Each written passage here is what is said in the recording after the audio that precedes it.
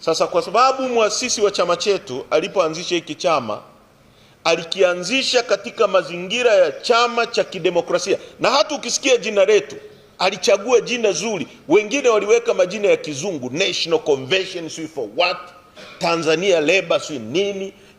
Chama chetu kina jina la Kiswahili, maneno rahisi, chama cha demokrasia na maendeleo.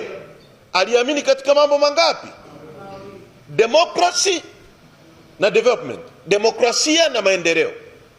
Na hayo ndio yaliyosababisha akatofautiana na Mwalimu Nyerere kwa heshima, kwamba tunataka tuendeshe uchumi wa aina gani, lakini pia uwe uchumi unaoruhusu watu kujieleza, watu kuchagua, watu kuchaguliwa, watu kupata fursa za uongozi, na wananchi wao ndio wawe wanini, ndio wenye mamlaka ya mwisho. Kwa chama chetu ni chama cha mrengo wa kati kulia, ambacho kinaamini katika demokrasi, kinaamini katika soko huru la watu kufanya, una biashara yako unafanya bila bugdha, na serikali inatimiza wajibu wake, unalipa kodi.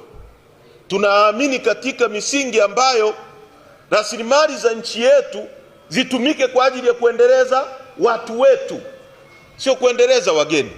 Hicho ndicho alichokipigania Mzee Mtei. Ndio maana kwa wale ambao hawaelewi chama hiki, historia ya ukuaji wa chama chetu, kilipoanza kilikuwa na wabunge wangapi? 4. Mwaka 95 uchaguzi wa kwanza tulioshiriki.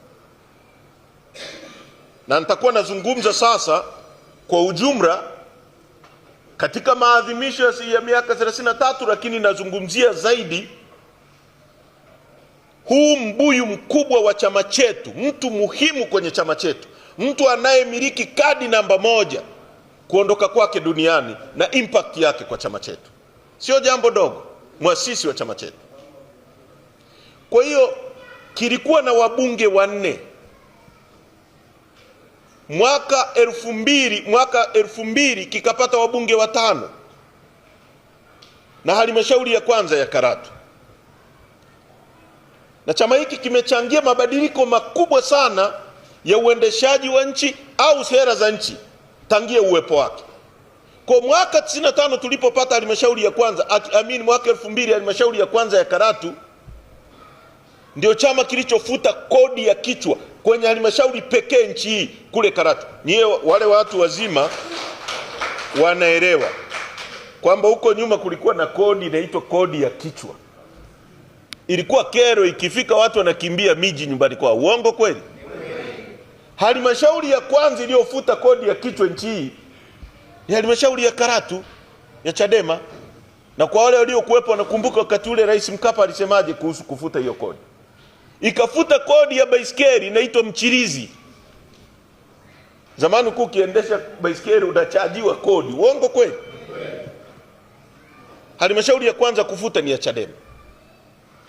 Mwaka 2005 tukapata idadi pia ya wabunge, ambapo halmashauri ya kwetu pia ya Hai ikawa ndio halmashauri ya kwanza kuintroduce hizi shule zinazoitwa shule za kata.